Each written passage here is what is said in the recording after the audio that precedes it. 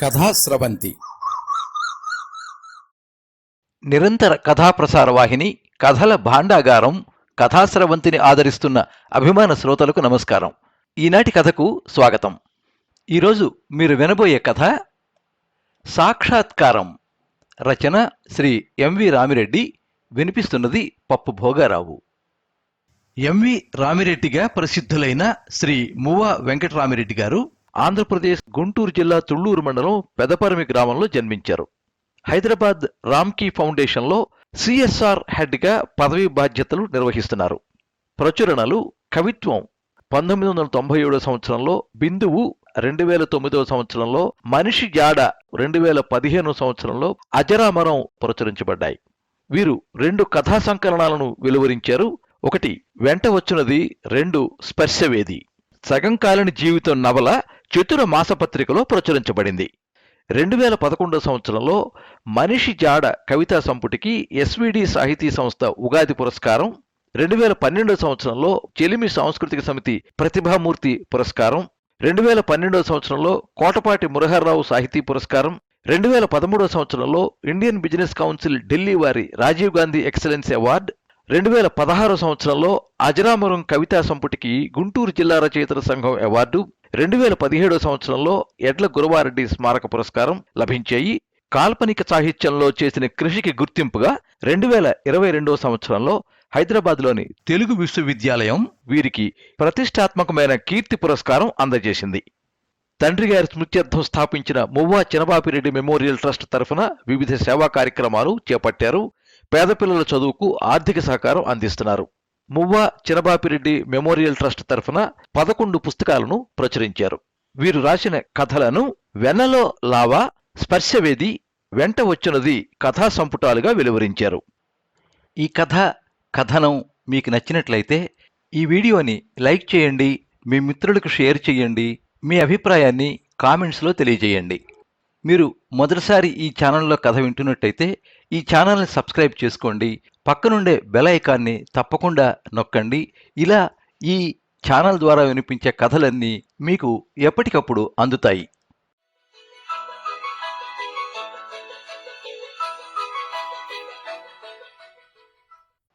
ఆయనెవరు? సహప్రయాణికుడు. ఆమె ఆయన భార్య. వాళ్ళిద్దరితో ఏమిటి బంధం? ఏ బంధుత్వమూ లేదు. మరి బాధ్యత భుజాలకు ఎందుకు ఎత్తుకున్నావు? ఆత్మ సంధించిన ఆ ప్రశ్నకు రామ్ దగ్గర సమాధానం లేదు. స్ట్రోక్ వచ్చింది. 3 గంటలు గడిస్తే గాని చెప్పలేం. మా ప్రయత్నం మేం చేస్తాం. డాక్టర్ మాటలు మనసులో కల్లోలం రేపుతున్నాయి. ఆమెనెట్లా ఓదార్చాలో తెలియక టీ తాగి వస్తానంటూ రోడ్డు మీదకి వచ్చాడు. అడుగులు ముందుకు పడుతున్నాయి. మనసు వెనక్కి నడుస్తోంది.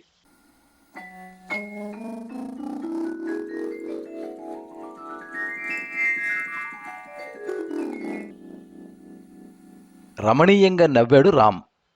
అతని మొహమే అంతా. ఆమె నవ్వలేదు. 60 ఉంటాయా? పైనే ఉండొచ్చు. గర్భగుడిలో అమ్మవారి మోములా ఉంది. ప్రసన్నతలోనే కాస్త తేడా. సాయంత్రం 5:30కు హైదరాబాద్లో నారాయణాద్రి ఎక్స్ప్రెస్ బయలుదేరింది. ఆమె ఫోన్ మోగింది. దాన్ని చేతిలోకి తీసుకుని, లింగంపల్లి నుంచి ట్రైన్ బయలుదేరింది బాబూ, పొద్దున్నే స్టేషన్ కారు పంపించు అని చెప్పి పెట్టేసింది. ఎదుటి బెర్త్ మీది భర్త వైపు చూపు సారించింది. రామ్ కనుగుడ్లు అటు తిరిగాయి. 70 దాకా ఉండొచ్చు. జర్కిన్ వేసుకుని వెల్లకిలా పడుకుని ఉన్నాడు. క్లీన్ షేవింగ్తో మొహం మెరిసిపోతోంది. దర్పానికి సాన పెడుతూ సన్నటి మీసకట్టు. రైలు బయలుదేరే వేళకే పవళింపు సేవలోకి వెళ్లడమనే అసహజత్వం ఆయనలో కనిపిస్తున్న ధనబలం వల్ల వచ్చిన పొగరు కావచ్చు అనుకున్నాడు. సైడ్ లోయర్ బెర్త్పై 2 కాళ్ళు చాపుకుని రిలాక్స్ అయ్యాడు రామ్. అతనికంతా కొత్తగా ఉంది. ఏసీ సెకండ్ క్లాసులో తొలిసారి ప్రయాణం. రైలు ప్రయాణం అంటే అతనికిష్టం. లోకంలోని భిన్నత్వాన్ని కంప్రెస్ చేసి ప్రదర్శించే రైలు పెట్టే అతనికిష్టం. భోగి నిండా కలకలంగా కలివిడిగా ఉండే మనుషులు ఇష్టం. ఒంటిగాడు గనక ఊపుకుంటూ వచ్చి రైలు ఎక్కుతాడు. చపాతీలు, చట్నీలు, పులిహోరలతో తయారయ్యే మనుషులు అతనికిష్టం.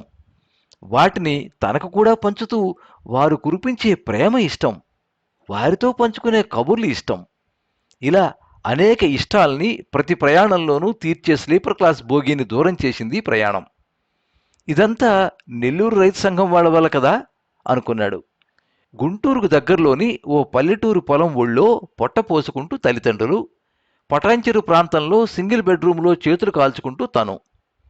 ఆ 2 ఎకరాలు అమ్మే అగత్యం రాకుండా ఏకైక పుత్రుడు ఏదో విధంగా ఆదుకోగలడన్న ధీమాతో వాళ్ళు, ఉద్యోగంలో ఎత్తులకెదిగి ఆ ఆశయం నెరవేర్చగలనన్న ఆశతో తను. సార్, మీ ట్రైన్ తెల్లవారుజామున 2:50కి నెల్లూరు చేరుకుంటుంది. 2:30కంతా కారు స్టేషన్లో ఉంటుంది. మీరు తిరిగి వెళ్లే వరకు అది మీతోనే ఉంటుంది. డ్రైవర్ పేరు చంద్రం. మీకేం కావాలన్నా అతన్ని అడగండి. నిర్వాహకుడొకరు సమాచారం ఇచ్చి డ్రైవర్ నంబర్ పంపాడు. రైలు సికింద్రాబాద్ స్టేషన్లో ఆగింది. సైడ్ లోయర్ బెర్త్లోకి ఆర్ఏసీలో టికెట్లు పొందిన దంపతులు వచ్చారు. క్యాబిన్లో లోయర్ బెర్త్పై పడుకున్న పెద్ద ఆయన అప్పుడే లేచి కూర్చోవడంతో, సార్, నాది సైడ్ అప్పర్, కాసేపు ఇక్కడ అని అడిగి ఆయన అనుమతితో పక్కనే కూర్చున్నాడు. ఎక్కడిదాకా? పెద్ద ఆయన అడిగాడు. నెల్లూరు సార్. మీరు? తిరుపతి. ఏం చేస్తుంటావు? స్వచ్ఛంద సంస్థలో సార్. అంటే అనాథాశ్రమాలు, వృద్ధాశ్రమాలు, విరాళాలు. చివరి మాటకు ముందు చిన్న విరామం ఇచ్చి స్వరానికి కాస్త వ్యంగ్యం జోడించి అడిగాడు. రామ్కు ఇలాంటివి అలవాటే. వాళ్ల చిన్న చూపు పట్ల పుట్టే చిన్న నవ్వును తొక్కిపట్టుకోవడం కూడా. కాదు సార్, 2 రాష్ట్రాల్లో సుమారు 2,000 మంది రైతులతో ప్రకృతి వ్యవసాయం చేయించే ప్రాజెక్టుకు హెడ్గా ఉన్నాను. గవర్నమెంటు ఆర్గానిక్ ఫార్మింగ్ పై నిర్వహిస్తున్న సదస్సుకు స్పెషల్ గెస్ట్గా రమ్మంటే. ఇంట్రెస్టింగ్. కళ్ళెగరేస్తూ చూశాడాయన. మీరేం చేసేవారు? వినమ్రంగా అడిగాడు రామ్. హిందుస్థాన్ ఏరోనాటిక్స్ లిమిటెడ్లో జీఎంగా పనిచేసి రిటైర్ అయ్యాను. నాకు వ్యవసాయం అంటే చాలా ఇష్టం, కానీ నాగలి పట్టుకునే అదృష్టం దక్కలేదు. భూమిని కౌగిలించుకోబోయి ఏకంగా ఆకాశాన్నే అందుకున్నారు. అది ఇంకా పెద్ద అదృష్టమేగా సార్ అన్నాడు నవ్వుతూ. గట్టిగుడువేనోయ్, భలే చెప్పావు. పెద్దగా నవ్వేశారాయన. మీ పేరు? గోపాలయ్య. ఎదుటి బెర్త్ వైపు వేలు చూపిస్తూ ఆవిడ రుక్మిణి అన్నాడు. నమస్తే అమ్మా, నా పేరు రామ్. బాలాజీ దర్శనానికేనా? అవునయ్యా రాము. ఆయన డిమాండు రోజురోజుకు పెరిగిపోతుంది. ఎంపీలు, ఎమ్మెల్యేల లెటర్లు దొరకటం లేదు. మా ఇద్దరికి శ్రీవాణి టికెట్లు బుక్ చేసుకున్నాం. అది కూడా దొడ్డిదారిన అన్నాడాయన చిరుమందహాసాన్ని మీసాల వెనక దాచుకుంటూ. మరికొన్ని ముచ్చట్లు నడిచినా ఆమె మాత్రం మాట కలపలేదు. రాత్రి 8 దాటుతుండగా ఆమె బ్యాగులోంచి బాక్స్ బయటికి తీసింది. ఇద్దరూ ఇడ్లీ తిన్నారు. చెయ్యి కడుక్కోవటానికి వెళ్తున్నప్పుడు గమనించాడు ఆయన తడబడుతూ నడవడం. రామ్ తన భర్తపైకెక్కి తెచ్చుకున్న టిఫిను ఇంకో ప్యాసింజర్కు పంచిపెట్టేవాళ్ళు ఉండరని గ్రహించి రైల్లో లభ్యమయ్యే చపాతీలనబడే ఆహారంతో కడుపు నింపుకుని పుస్తకంలో మునిగిపోయాడు. రాత్రి 10 దాటాక నిద్రపట్టింది. తెల్లవారుజామున 2:40 సెల్ ఫోన్లోని అలారం మోగకముందే ఏవో శబ్దాలు రామ్ చెవులకు లీలగా తాకుతుండడంతో మెలకువ వచ్చింది. కట్టెను పక్కకి జరిపి చూశాడు. మూసి ఉన్న కట్టెల లోపల నుంచి భార్యాభర్తల మాటలు వినిపిస్తున్నాయి. ఆమె స్వరంలో ఆందోళన. టైం చూస్తే 2:30. తెర కాస్త తొలగించి చూద్దామనుకుని అంతలోనే విరమించుకున్నాడు. ఆమె స్వరంలో తీవ్రత పెరుగుతోంది. కిందికి దిగి చెప్పులు తొడుక్కుంటూ ఉండగా ఆమె తెరలోంచి తల బయటికి పెట్టి, బాబూ, నువ్వు నెల్లూరులో దిగుతావు కదూ? అవునమ్మా. ఈయనకి ఆరోగ్యం బాలేదు. మేము ఇక్కడే దిగిపోతే సాయం చేయగలవా? స్టేషన్కి దగ్గరలో ఆసుపత్రులు ఏమైనా ఉన్నాయా?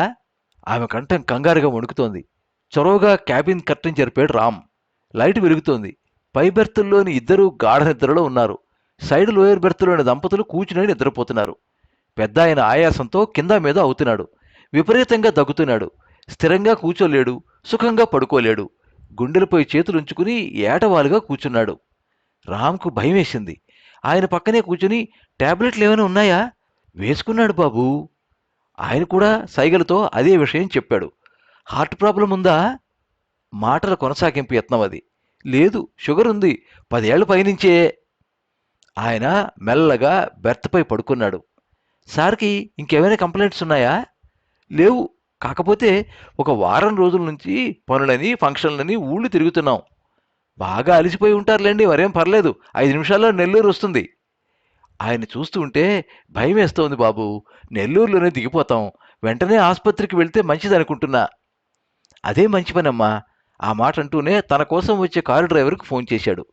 స్టేషన్కి వచ్చాను సార్, మీరు దిగిన తర్వాత 4వ నంబర్ ప్లాట్ఫారంకి వెళ్ళే రండి.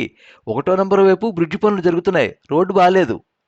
అలాగేలే గాని స్టేషన్కు దగ్గరలో మంచి ఆసుపత్రులు ఏమైనా ఉన్నాయా? అపోలో దగ్గరే సార్, పావుగంటలో వెళ్ళిపోవచ్చు.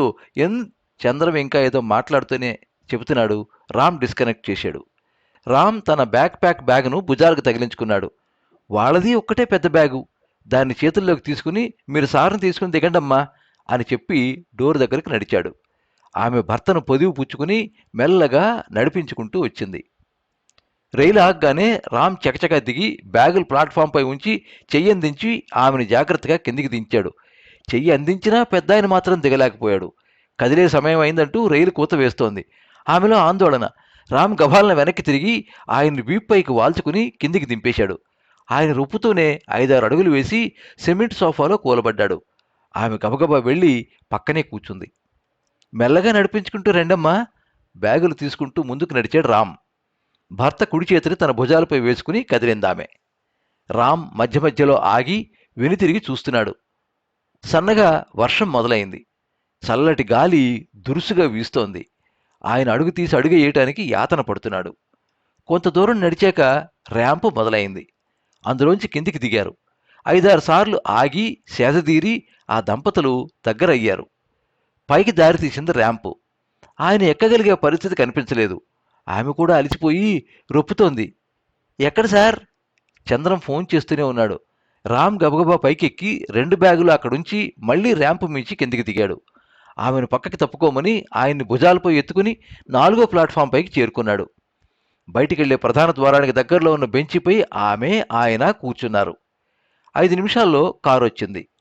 చంద్ర సాయంతో ఆయన్ని వెనక సీట్లో కూర్చోబెట్టారు. 20 నిమిషాల తర్వాత కారు ఆసుపత్రిలోని ఎమర్జెన్సీ వార్డు దగ్గర ఆగింది. వీల్చైర్లో ఆయన్ని లోపలికి తీసుకెళ్లి బెడ్ మీద పడుకోబెట్టారు. 2 నర్సులు వచ్చారు. ఒకరు వైటల్స్ చెక్ చేయడం మొదలు పెడితే మరొకరు కార్డియాక్ మానిటర్, పల్స్ ఆక్సిమీటర్ అమర్చారు. ఫ్లూయిడ్స్ సిద్ధం చేశారు. ఆమె, రామ్ చూస్తూ నిలబడ్డారు. డ్యూటీ డాక్టర్ వచ్చి ఏం జరిగిందన్నట్టు ఇద్దరి వంక చూశాడు. ఆమె గొంతు బొంగురుపోవడంతో రామ్ వివరించాడు. మీరు రిసెప్షన్ కౌంటర్ దగ్గరికి వెళ్ళండి అని స్టెత్తో పరీక్షించడం మొదలుపెట్టాడు. ఆయన పేరు చెప్పండి అడిగాడు కౌంటర్లోని వ్యక్తి. గోపాలయ్య, వయసు 68 చెప్పాడు రామ్. మిగతా వివరాలు చెప్పాక కన్సల్టెన్సీ ఫీజు కట్టమన్నాడు. ఆమె తన వ్యానిటీ బ్యాగులో డబ్బుల కోసం వెతుకుతుండగా నేను కట్టేస్తాలే అమ్మా అంటూ ఫోన్పే ద్వారా 1000 రూపాయలు చెల్లించాడు.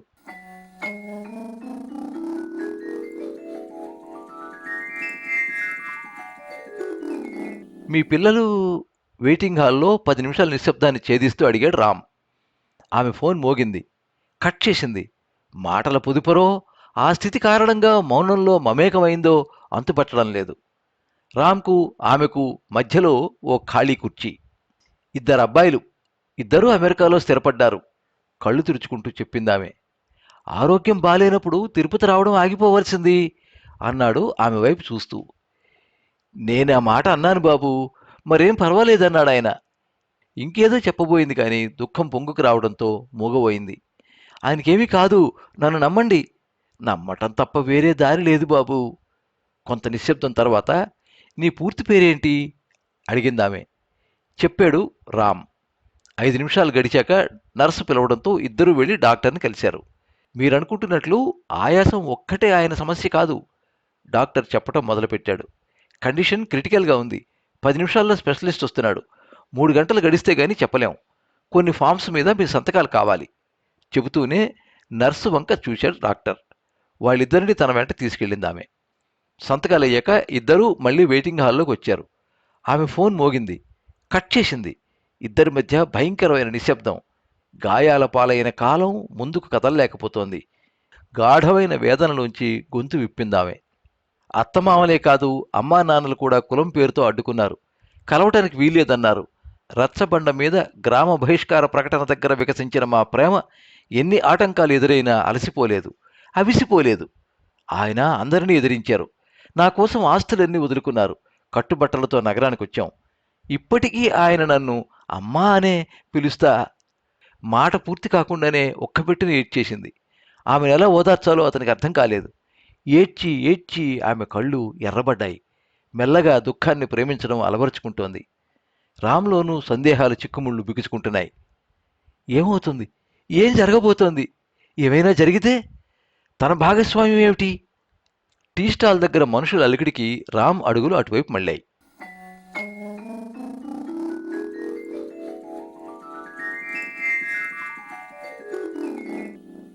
కుర్చీలోనే దిగులు ముద్దలా కూచుని ఉన్న ఆమె భుజం తట్టి పిలిచాడు రామ్. ఆమె కళ్ళు విప్పి మగతగా చూసింది. తన చేతుల్లోని కుంకుమ పొట్లం ఆమెకు అందిస్తూ, అమ్మా, ఆయనకి చెప్పేశాను. దర్శనమిచ్చాడు, అభయం ఇచ్చాడు. 40 నిమిషాల తర్వాత మీరు శుభవార్త వింటారు అని చెప్పాడు. కిటికీ తెరిచాడు. ఆకాశం నుంచి తెల్లటి వెలుగు భూమి మీదకు జాలువారుతోంది. కొత్త సంకల్పం ఏదో చిగురించి మనసులో బలంగా స్థిరపడింది. నేను చెప్పేది నిజమమ్మా, నన్ను నమ్మండి. నమ్మకాన్ని నిలబెట్టే మాట సాయం తప్ప తనింకేమీ చేయలేడన్న విషయం రాముకు తెలుసు. ఆమె రామ్ కళ్ళలోకి చూసింది నమ్మకంగా. 36 నిమిషాల ముళ్ల రక్కుళ్ల తర్వాత డాక్టర్ నుంచి పిలుపు. హీజ్ ఆల్ రైట్, ప్రాణాపాయం లేదు, సాయంత్రం దాకా అబ్జర్వేషన్లో ఉంచాలి. థ్యాంక్ యూ డాక్టర్, ఇద్దరూ ఒకేసారి అన్నారు. వార్డులోంచి ఇద్దరూ తేలికైన అడుగులతో హాల్లోకి నడిచారు. ఫోన్ మోగింది. ఆమె కట్ చేసింది. రామ్ బలవంతంపై ఆమె బ్రష్ చేసింది. తను వెళ్ళి టిఫిన్ పార్సిల్ తెచ్చాడు.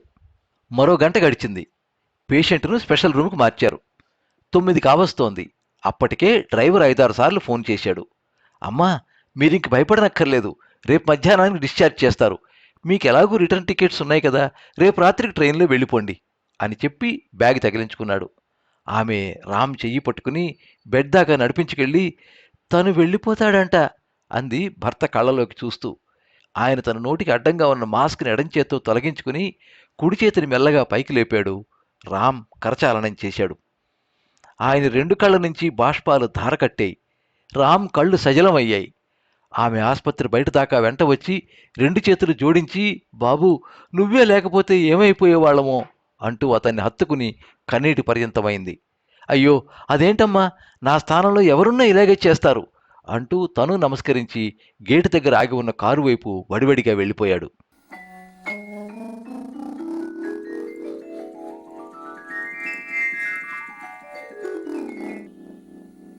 ఫోన్ మోగింది. ఈసారి ఆన్ చేసిందామె. తిరుమల ఏజెంటు. ఎన్ని రోజుల నుంచి ప్లాన్ చేసుకుంటారమ్మా, నెల్లూరు దాకా వచ్చి స్వామి ఎదుటికి రాలేకపోతురే. ఆయన చల్లటి చూపుంటే మళ్ళీ రాకుండా పోతామా? ఎదుటికి వచ్చినా పెద్ద ఆయన్ని మేము కోరబోయేది చల్లంగా చూడమనే కదా బాబు. మనసులో ఘోష పెట్టిన మా మొర ఆలకించాళ్లే. అరుదుగా లభించే అదృష్టం, ప్రత్యేక దర్శనం మిస్ అయ్యారనే నా బాధ అంతా. ఆమెను వేదనలోకి నెట్టడానికి అవతలి గొంతు ప్రయత్నిస్తున్నట్టుగా ఉంది. సశరీరంగా వచ్చిన స్వామి అనుగ్రహాన్ని మనసారా అనుభూతించిన తర్వాత కనులకు దక్కని భాగ్యం గురించి కించపడేదేముంది నాయన, ఆమె చెబుతోంది తన్మయంగా. అలా చెబుతున్నప్పుడు తన ప్రశ్న, రామ్ జవాబు ఆమె మనసులో మార్మోగుతున్నాయి. నీ పూర్తి పేరేంటి బాబు? చుట్టాల్లో రమణ అనేవాళ్ళమ్మా. కాలేజీలో గిరి అని, వెంకటని పిలిచేవాళ్ళు. తీరా ఉద్యోగంలో చేరాక రామ్ కుదురుకుంది. ఎవరెలా పిలిచినా పలకటం అలవాటైంది. నిజానికి నా పూర్తి పేరు సప్తగిరి వెంకటరమణ.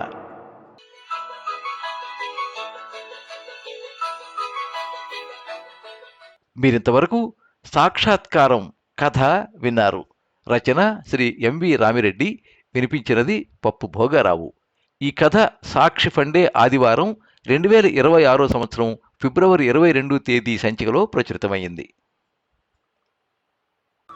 ఎప్పుడు మీ అభిమానాన్ని కోరుకునే పప్పు భోగారావు. సర్వే జనాః సుఖినో భవంతు. కథా స్రవంతి